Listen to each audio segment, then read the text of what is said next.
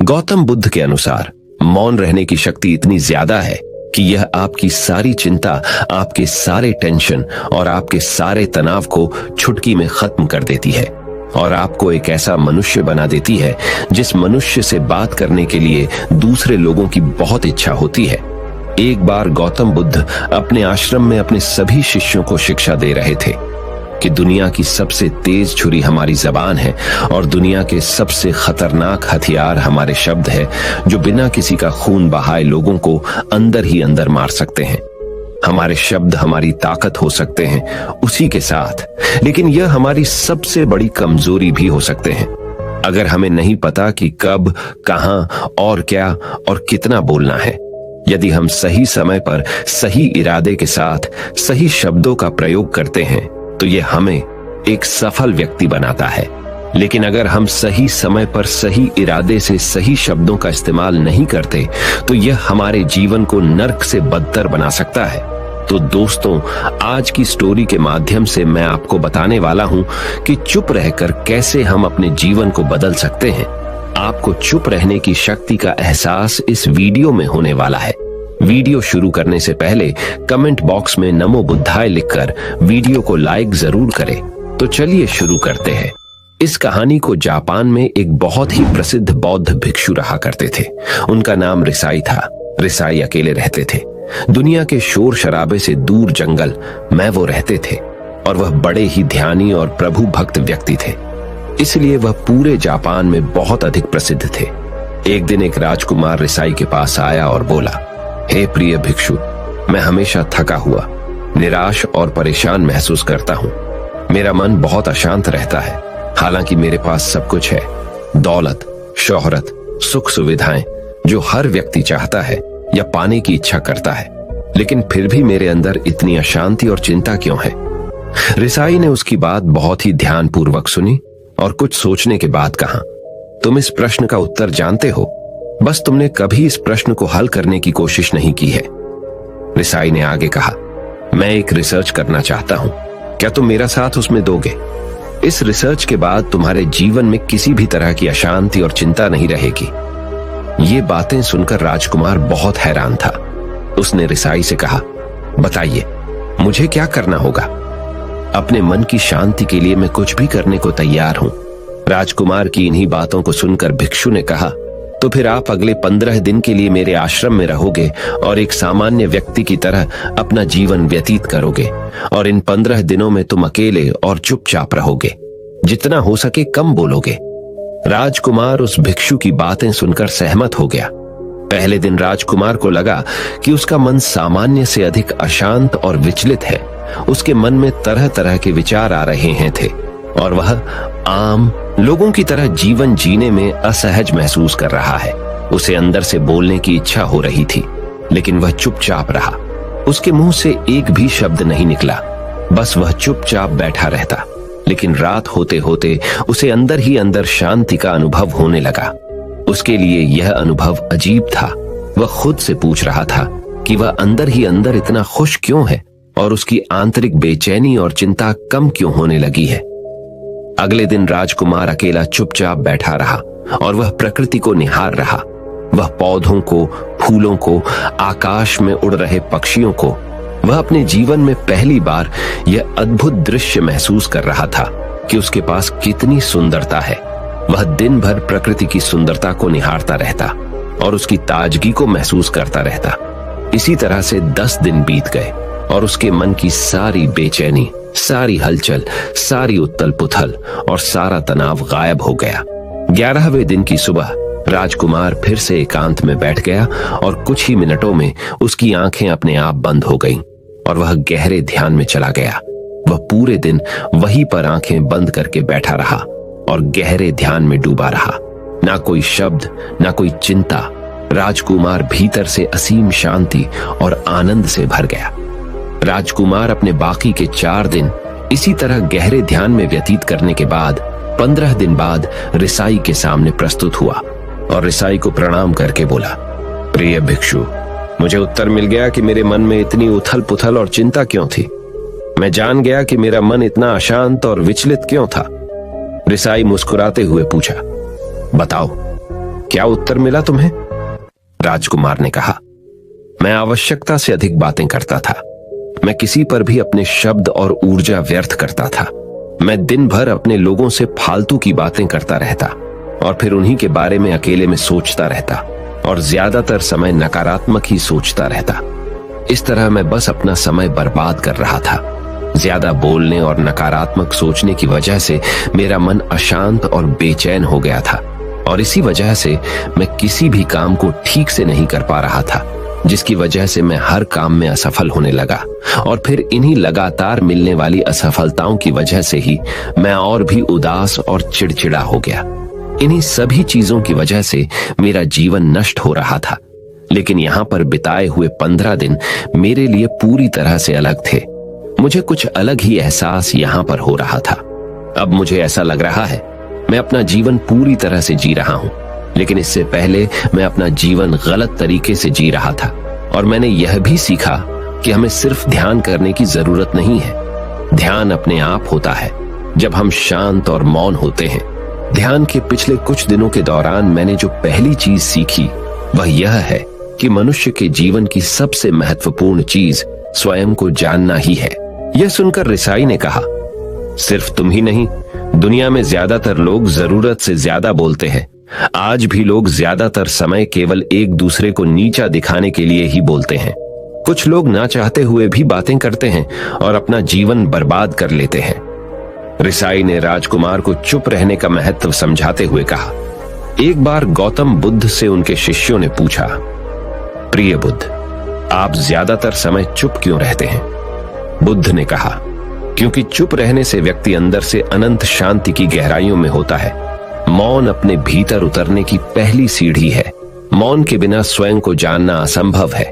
स्वयं को जानने और समझने का पहला नियम है कि मौन हो जाओ। उतना ही बोलो जितना अत्यंत आवश्यक हो। बेफिजूल की बातें करना छोड़ दो। तुम अचानक पाओगे कि 90% से भी ज्यादातर लोग व्यर्थ ही ज्यादा बोलकर अपना समय बर्बाद कर रहे हैं। ना बोलने का कोई भी नुकसान नहीं है, लेकिन यदि आप ज्यादा बोलते हैं तो आप अत्यधिक गलती कर देते हैं।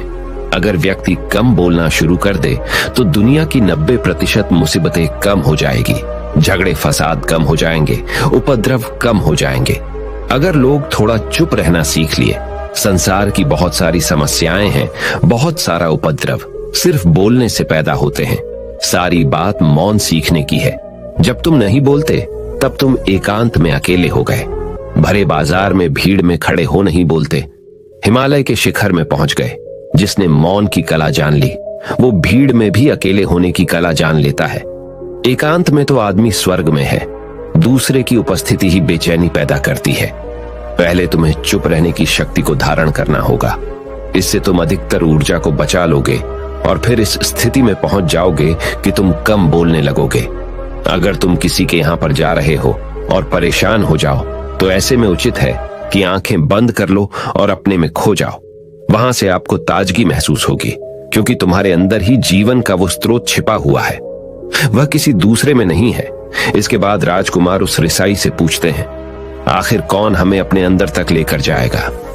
ये बातें सुनकर रिसाई बुद्ध कहते हैं, तुम्हें स्वयं ही अपने अंदर उतरना होगा और वहीं से परम राज्य जीवन का आनंद ले पाओगे।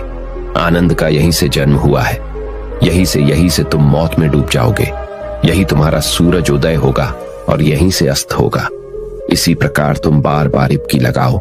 जब भी तुम इबकी लगाकर लौटोगे वहां से तुम पाओगे फिर ताजगी भरी जीवन की नई संपदा मिलेगी। इस नई शक्ति के जन्म होने से तुम्हारी थकान गई, उदासी गई, चिंता गई। जैसे कोई स्नान करके लौटता है तो शरीर शीतल हो जाता है, शांत हो जाता है। ऐसे ही जब कोई भीतर से साफ होकर वापस आता है, मौन में स्नान करके लौटता है, तो समस्त अस्तित्व, समस्त व्यक्तित्व शांत और मौन हो जाता है, आनंदित हो जाता है। जब तुम आंतरिक मौन की उस पराकाष्ठा पर पहुंच जाओगे तब तुम पाओगे कि बोलने से भी तुम्हारा मौन खंडित नहीं होता, वो बना ही रहता है। उसकी एक अंतर्धारा लगातार तुम्हारे भीतर बहती रहती है। तुम बोलते तो हो, तुम शब्द का उपयोग भी करते हो, लेकिन वो तुम्हारे मौन को खंडित नहीं कर पाती। एक बार गहरे मौन में स्थिर हो जाओ, फिर तुम्हारी वाणी में भी मिठास आ जाएगी। तुम्हारा बोलना संगीत पूर्ण होगा, तुम्हारा बोलना सत्य होगा। तुम बोलोगे तो दूसरों पर भी शीतलता छा जाएगी। जैसे ही तुम अंदर से चुप होते हो, तुम इतने शक्तिशाली होने लगते हो कि समाज की निर्भरता तुम छोड़ने लगते हो और तुम्हारे जीवन में एक मस्ती आती है जो केवल दीवानों के जीवन में होती है।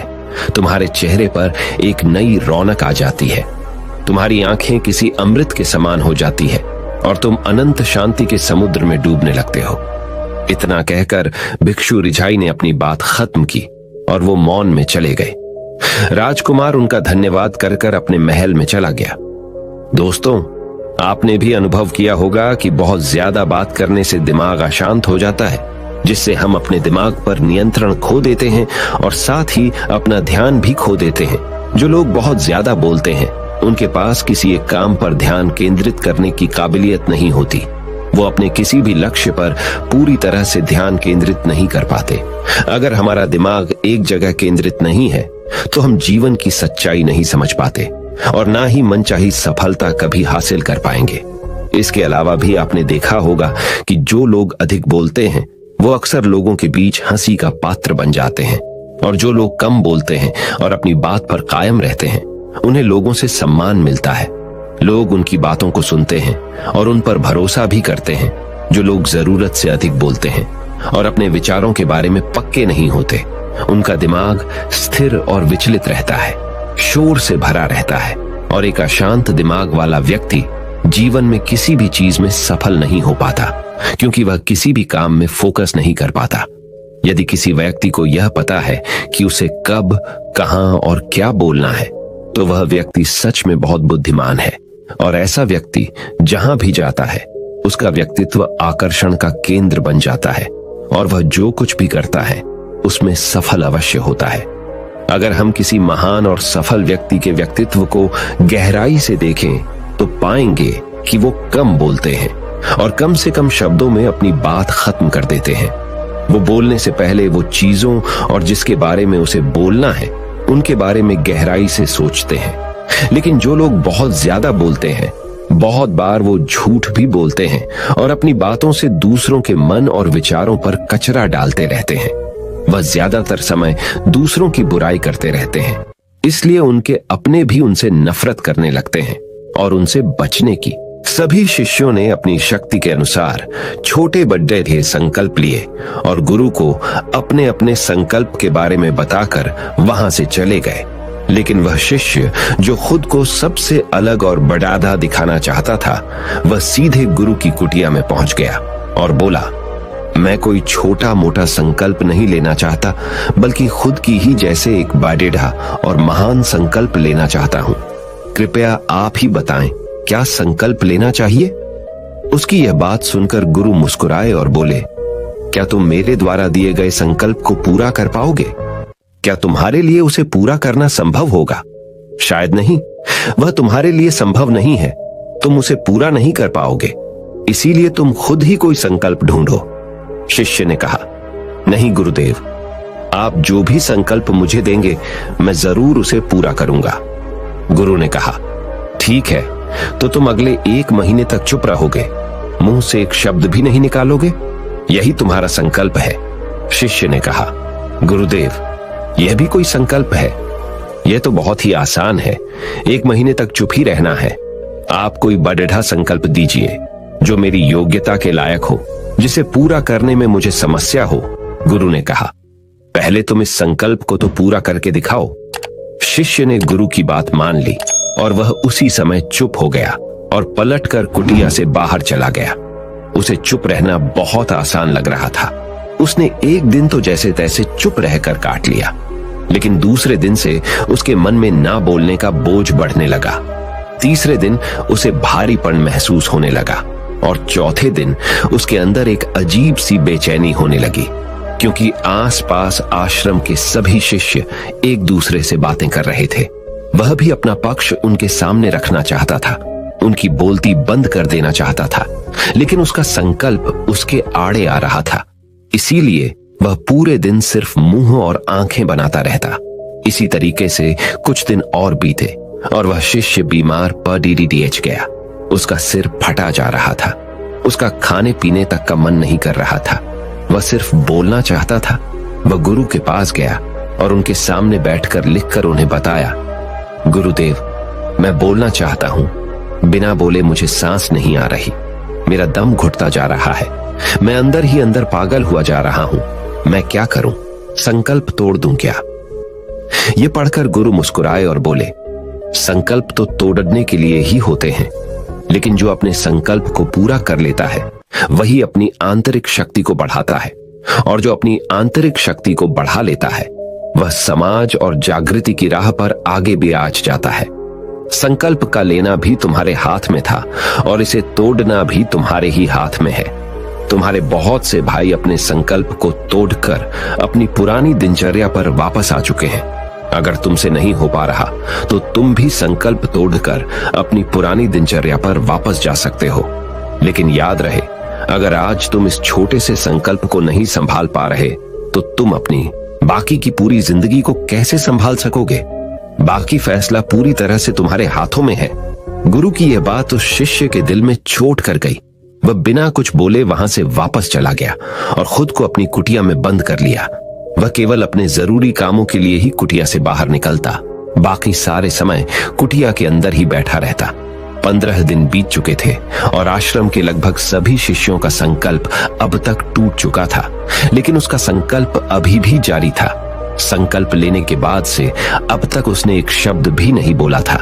सारा आश्रम हैरान था कि इतना बोलने वाला इंसान चुप कैसे हो गया। 15 दिन बीतने के बाद वह दोबारा अपने गुरु के पास गया और लिखकर बताया है, गुरुदेव, मैं बाहर से तो चुप हूं, लेकिन मेरे भीतर बहुत सी आवाजें हैं, बहुत सी चीख पुकार और शिकायतें हैं। मैं अंदर ही अंदर बात करता रहता हूं। मेरा मन तरह तरह के प्रश्न पूछता रहता है। मैं बाहर से जितना मौन हूं, भीतर से उतने ही शोर शराबे से भरा हुआ हूं। क्या इस तरह से मेरा संकल्प अभी भी जारी है? गुरु ने कहा, हां, तुम्हारा संकल्प अभी भी जारी है, लेकिन जब तक लोगों की ये आवाजें तुम्हारे कानों में पेड़ी देती रहेंगी, तुम्हारा मन बोलता रहेगा, क्योंकि इसे तो आदत है बोलने की। तुम भले ही बाहर से चुप रहो, लेकिन तुम अंदर ही अंदर बोलते रहोगे। तुम्हें इन बातों से, इन आवाजों से दूर जाना पड़ी रहेगा। शिष्य गुरु को प्रणाम कर वहां से चला जाता है और सुबह होते ही अपनी कुटिया छोड़कर जंगल की तरफ चला जाता है। कई दिन बीत जाते हैं, संकल्प का समय भी पूरा हो जाता है, लेकिन शिष्य लौटकर नहीं आया। आश्रम में सभी को डर था कि कहीं जंगली जानवर ने उसे खा ना लिया हो। इस बीच उसे ढूंढने की बहुत कोशिश की गई, लेकिन वह कहीं नहीं मिला। सभी गुरु भाइयों ने मान लिया था कि जंगली जानवरों ने उसे अपना शिकार बना लिया है, लेकिन गुरु को ऐसा नहीं लगता था। एक दिन आश्रम का एक अन्य शिष्य गुरु के पास आया और बोला, गुरुदेव, हमारे उस अधिक बोलने वाले भाई के साथ क्या हुआ होगा? क्या जानवर ने उसे मार दिया होगा? गुरु ने कहा, हो सकता है कि जानवरों ने उसे अपना शिकार बना लिया हो, लेकिन उसके न लौटने की एक दूसरी वजह भी हो सकती है। शायद उसे वह मिल गया है जिसके लिए वह गया था। फिर शिष्य ने पूछा, गुरुदेव, क्या ज्यादा बोलना इतना हानिकारक होता है? गुरु ने कहा, इंसान के जीवन के बहुत सारे दुखों में से एक दुख यह भी है कि वह कभी चुप नहीं रह सकता, हमेशा कुछ ना कुछ बोलता ही रहता है। सिर्फ हमारे बोलने के कारण हमारे आधे से ज्यादा दुख पैदा होते हैं। परिवार के अधिकतर झगड़ों की वजह हमारा बेमतलब बोलना ही होता है। हम में से कोई भी चुप नहीं रहना चाहता। हम बस सामने वाले को सुना देना चाहते हैं। जो भी हमारे मन में है सब निकालकर उसके मन में बैठा देना चाहते हैं। उसे समझा देना चाहते हैं कि देख, तू गलत है और मैं सही। और इस तरीके से सब एक दूसरे की सडड ही गली बातों को ग्रहण कर रहे हैं। इस तरीके से सुनने और सुनाने का यह काम जिंदगी भर चलता रहता है। लेकिन इस नासमझी में हम अपना समय, अपना जीवन, अपनी समझ और सबसे महत्वपूर्ण व कीमती पल जो जिए जा सकते हैं, जिनको अनुभव किया जा सकता है, जिनमें आनंद को प्राप्त किया जा सकता है, यह सब खो देते हैं। लेकिन इसके बदले हमें मिलता क्या है? कुछ नहीं, सब व्यर्थ और बर्बाद हो जाता है। इस पागलपन में हमने क्या खो दिया, इसका एहसास केवल कुछ ही लोगों को हो पाता है। बाकी लोग जैसे उन्हें अपने आने का पता नहीं, वैसे ही उन्हें अपने जाने का भी पता नहीं चल पाता। शिष्य ने कहा, तो फिर इसका समाधान क्या है?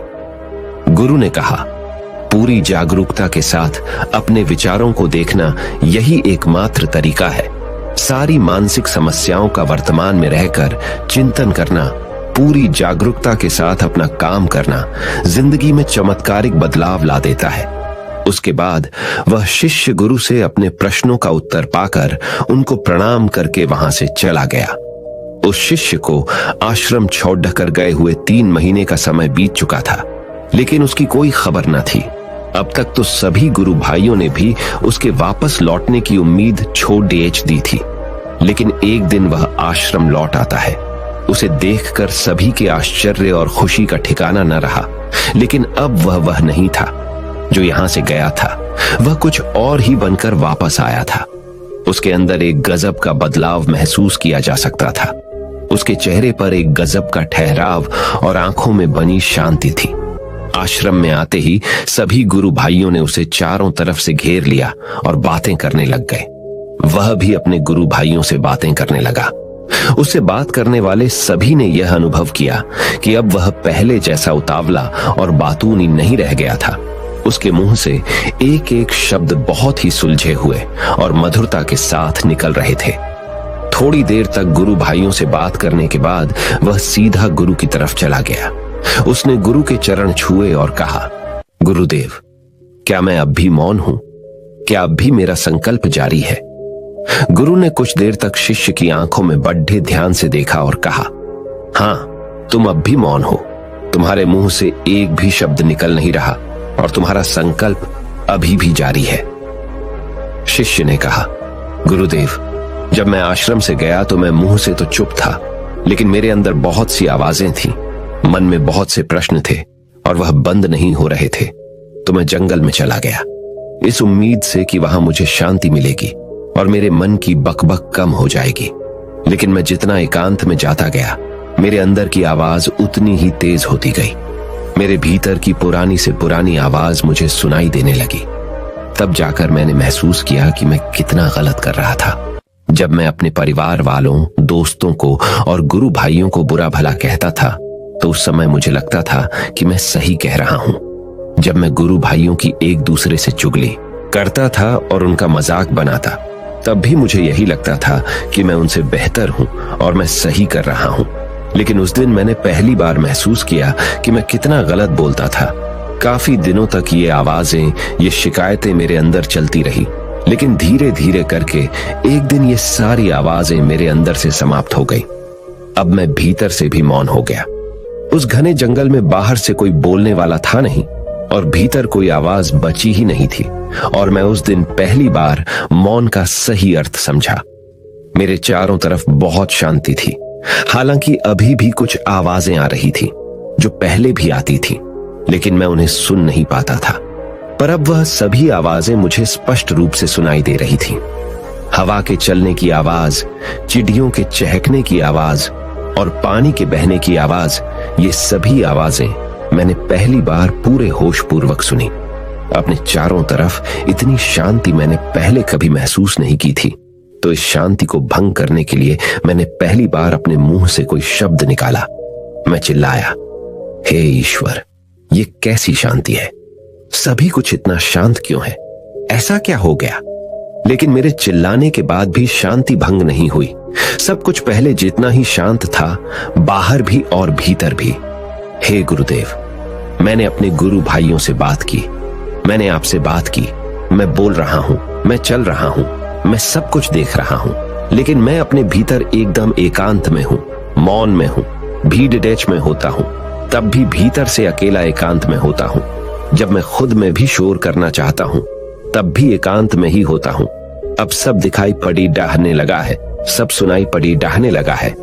गुरु ने कहा, जब तक हम बाहर की तरफ बोलते रहेंगे, भीतर अशांति ही रहेगी। लेकिन जिस दिन हम भीतर की तरफ मुड्डाह जाएंगे, तब हमारे मुंह से कुछ भी निकलेगा, हम शांत ही रहेंगे। दुनिया में जितनी भी बुराइयां हैं, ज्यादातर हमारे बोलने से ही उत्पन्न होती है, क्योंकि हम चुप रहना नहीं चाहते। हम जितनी जरूरत है उससे कहीं ज्यादा बोलते हैं। हम सामने वाले को सुनना नहीं चाहते, बल्कि उसकी बोलती बंद कर देना चाहते हैं, उसे समझा देना चाहते हैं, कि मैं कौन हूं, मैं क्या कर सकता हूं, और यही हमारी जिंदगी का मकसद बनकर रह जाता है। हमारी सारी ऊर्जा व्यर्थ के बोलने में बर्बाद होती रहती है। ऐसे ही समाज में लोगों का जीवन दुखों से भर जाता है, जो हमेशा एक दूसरे को सुनाने में लगे रहते हैं। कभी एक दूसरे को सुनना नहीं चाहते, समझना नहीं चाहते, और चुप रहना तो उन्होंने कभी सीखा ही नहीं, क्योंकि चुप रहना उन्हें छोटा महसूस करवाता है।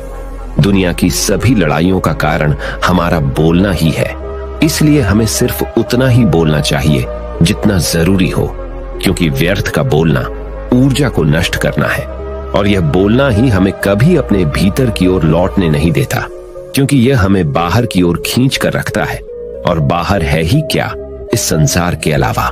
लेकिन अगर अपने भीतर के संसार की ओर मोड़ना है तो इस मुंह को बंद ही रखना चाहिए। इसीलिए जितने भी बुद्ध हुए, आत्मज्ञानी हुए, वह सभी एकांत की ओर भागे, ताकि उन्हें ज्यादा न बोलना पड़ी डेहे, ज्यादा सुनना न पड़ी डीहे। वह एकांत में रहे और शांत रहे, इसीलिए आसानी से भीतर की यात्रा कर पाए।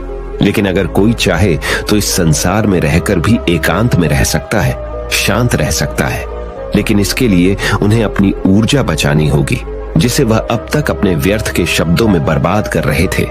दोस्तों, इस कहानी की सीख यही है कि व्यर्थ का बोलना ऊर्जा को नष्ट करना है।